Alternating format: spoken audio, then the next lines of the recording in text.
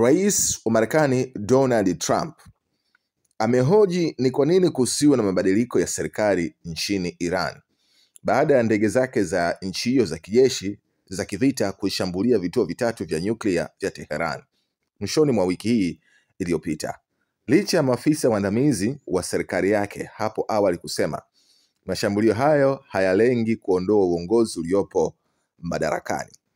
Wakati Trump akidokeza haya kupitia mitandao yake ya kijamii, Baraza la Usalama la Umoja wa Mataifa limekutana kujadili hatua ya Marekani kuishambulia Iran, huku mataifa ya Urusi, China na Pakistani yakipendekeza mkataba wa azimio la usitishwaji wa mashambulio dhidi ya Iran.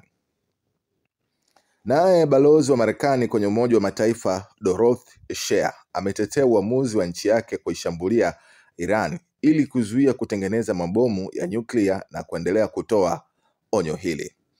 Dunia sasa inaendelea kusubiria hatua itakayochukuliwa na taifa la Iran baada ya Marekani kuishambulia. Wakati huo, Israeli ikiendeleza mashambulizi yake kaskazini mashariki mwa Iran.